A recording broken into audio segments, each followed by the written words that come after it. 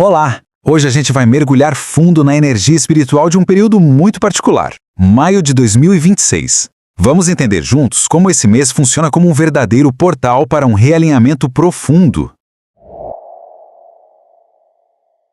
Sabe, a vibração desse mês não é sobre começos bombásticos ou finais dramáticos.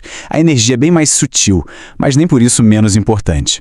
Pelo contrário, trata-se de um ajuste fino na nossa jornada, uma recalibração delicada. Então vamos lá. Maio se posiciona bem no meio do ano astrológico, que começa lá em março. E por causa desse lugar central, ele acaba funcionando como um ponto de recalibração, sabe? Um portal mesmo para uma transição vibracional. É um momento de ajuste, não de ruptura. E para guiar a gente nessa jornada, os ciclos da Lua servem como um mapa perfeito. Cada fase é uma etapa bem clara. A gente começa com a intenção na Lua Nova, parte para o movimento com a ação na crescente, ganha clareza com a revelação na cheia e finaliza tudo com a limpeza na minguante. A nossa jornada começa com a primeira fase, a Lua Nova. Pensa nela como um momento de natureza quieta, interna. É ali que as sementes das novas intenções são plantadas, no silêncio. O arquétipo da Lua Nova é o do útero do céu. É uma imagem poderosa, né? Ela representa esse espaço energético para começos que não são vistos, que não precisam ser anunciados para todo mundo. É uma criação silenciosa, pessoal. Durante essa fase, as energias em jogo são bem específicas. A gente está falando de uma recalibragem da identidade, de usar o silêncio de um jeito estratégico e de começar jornadas que talvez só façam sentido internamente. É a hora de definir uma intenção profunda, longe dos olhos do mundo. Isso tudo nos leva à pergunta central dessa fase. A intenção que está sendo semeada, ela nasce do medo ou da verdade mais autêntica? Porque a origem dessa semente define todo o ciclo que vem pela frente. Agora vamos para a próxima fase e ver como essa história se desenrola. Depois de plantar a semente no escuro, vem a lua crescente. E esse é o momento do teste, um conflito sagrado, necessário, que vai fortalecer a intenção que acabou de ser definida. A lua crescente traz o que a gente pode chamar de tensão produtiva. Parece estranho, né? Mas é como se o universo perguntasse, essa intenção é para valer? É aqui que o arquétipo do guerreiro interior é ativado, não para uma guerra lá fora, mas para uma afirmação aqui dentro. E como é que esse teste aparece na prática? Geralmente de umas formas bem sutis. Podem surgir pequenas resistências no dia a dia, sabe? Dúvidas internas sobre o caminho ou até pessoas próximas questionando as novas escolhas. São situações que pedem um posicionamento firme. Então, o ponto crucial aqui é este. Existe confiança naquilo que foi plantado lá no escuro da Lua Nova? É uma questão de fé na jornada que começou, mesmo quando o entusiasmo do início começa a diminuir um pouco. E então a gente chega no clímax do ciclo lunar, a lua cheia. Ela representa o ponto de máxima luz e com essa luz toda vem a máxima clareza. É a hora de iluminar o que estava escondido. Olha, isso é fundamental de entender sobre a lua cheia.